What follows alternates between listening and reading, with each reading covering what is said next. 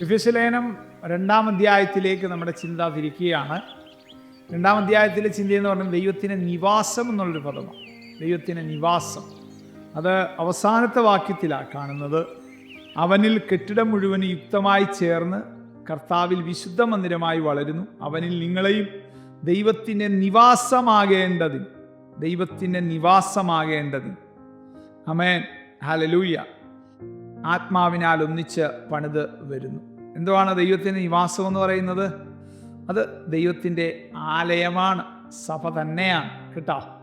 ഒന്നാമത്തെ ദൈവത്തിൻ്റെ ക്രിസ്തുവിൻ്റെ ശരീരമെന്ന് നമ്മൾ കണ്ടു. അതും എന്തുവാ? ദൈവസഭയാ. എല്ലാം നിറയ്ക്കുന്നവൻ്റെ നിറവായവൻ്റെ ശരീരമായി സഭയ്ക്ക് കൊടുത്തിരിക്കുന്നു. ദൈവത്തിൻ്റെ നിവാസമാകേണ്ട അതും ദൈവത്തിൻ്റെ സഭയാണ്, ആലയമാണ് കേട്ടോ.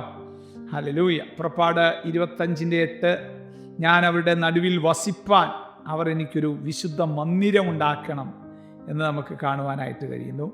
വെളിപ്പാട് 21:3 ആമേൻ, സ്വർഗത്തിനൊരു ശബ്ദം, മഹാശബ്ദം പറയുന്നതായി ഞാൻ കേട്ടത്, ഇതാ മനുഷ്യരോടുകൂടെ ദൈവത്തിൻ്റെ കൂടാരം, അവൻ അവരോട് കൂടെ വസിക്കും, അവർ അവൻ്റെ ജനമായിരിക്കും, ദൈവം താൻ അവരുടെ ദൈവമായി അവരോട് കൂടെ ഇരിക്കും. ദൈവത്തിൻ്റെ നിവാസം എന്ന് പറയുന്നത് ദൈവത്തിൻ്റെ ആലയമാണ്, ദൈവം വസിക്കുന്ന ഇടമാണ്. ഇന്ന് ദൈവം വസിക്കുന്ന എവിടെയാ? ഇന്ന് ദൈവം വസിക്കുന്ന എന്നിലും നിങ്ങളിലുമാണ്, എൻ്റെയും നിങ്ങളുടെ ഉള്ളിലും. ഒന്ന് ചിന്തിച്ചിട്ടുണ്ടോ?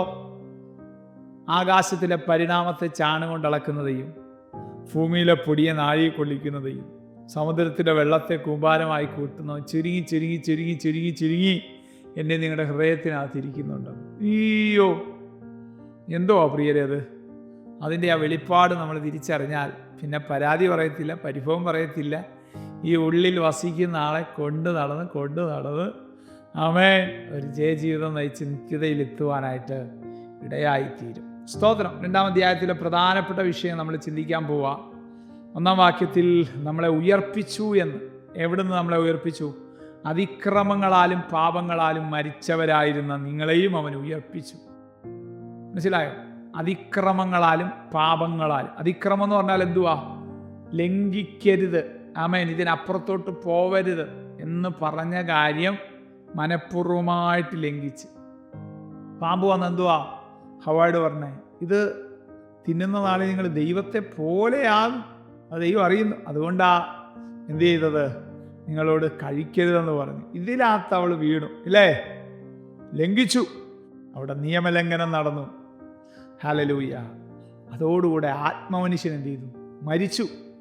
എന്നാൽ കർത്താവ് എന്ത് ചെയ്തു? നമ്മളെ ഉയർപ്പിക്കുവാനായിട്ട് ഇടയായിത്തീർന്നു. അവയിൽ നിങ്ങൾ മുമ്പേ ഈ ലോകത്തിൻ്റെ കാലഗതിയെയും ആകാശത്തിലെ അധികാരത്തിനും അനുസരണക്കേടിൻ്റെ മക്കളിൽ ഇപ്പോൾ വ്യാപരിക്കുന്ന ആത്മാവിനും അധിപതിയായവനെ അനുസരിച്ച് നടന്നു.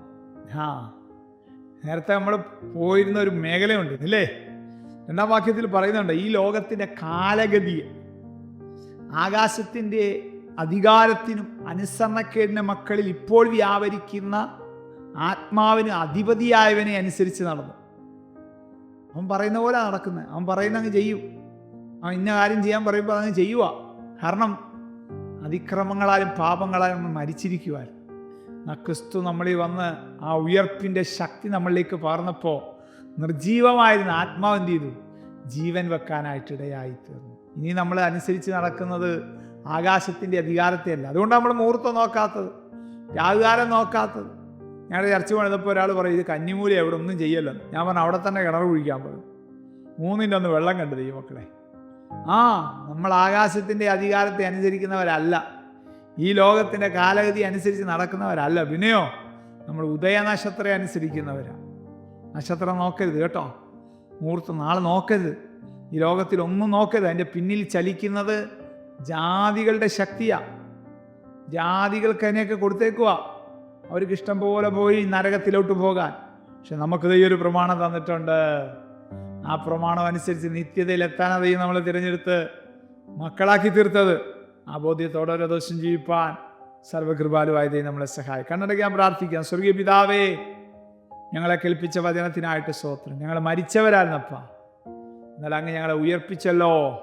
വീണ്ടും ഞങ്ങളെ പാപമണ്ഡലത്തിലേക്കും ആകാശത്തിൻ്റെ അധികാരത്തിലേക്കും ഒക്കെ ഈ ലോകത്തിൻ്റെ കാലഗതിക്കൊക്കെ അനുസരിച്ച് നടക്കാൻ പൈശാചിക മണ്ഡലങ്ങൾ ഞങ്ങളെ കർത്താവേ ആമേൻ അതിനായിട്ട് ഒരുക്കുമ്പോൾ കുടഞ്ഞു കളഞ്ഞ് ആത്മാവിൽ കുടഞ്ഞു കളഞ്ഞ് മുന്നോട്ട് പോകാൻ ഞങ്ങളെയൊക്കെ സഹായിക്കണം. കൃപയിൽ മറച്ചാട്ട് യേശുവിൻ നാമത്തിൽ തന്നെ ആമേൻ. Praise the lord. മോർണിംഗ് മന്ന സന്ദേശം ശ്രവിച്ചുകൊണ്ടിരുന്ന എല്ലാ ദൈവമക്കൾക്കും സ്നേഹവന്ദനം. പാസ്റ്റർ ബിനു വട്ടപ്പാറ. ഈ ദൈവവചന സന്ദേശങ്ങൾ തുടർമാനമായി ലഭിക്കുന്നതിനായി 9745600023 എന്ന വാട്സാപ്പ് നമ്പറിൽ ബന്ധപ്പെടാവുന്നതാണ്. നമ്പർ ഒരു പ്രാവശ്യം കൂടി ആവർത്തിക്കുന്നു: 97 45 60 00 23. ദൈവം നമ്മേവരെയും അനുഗ്രഹിക്കട്ടെ. God bless you.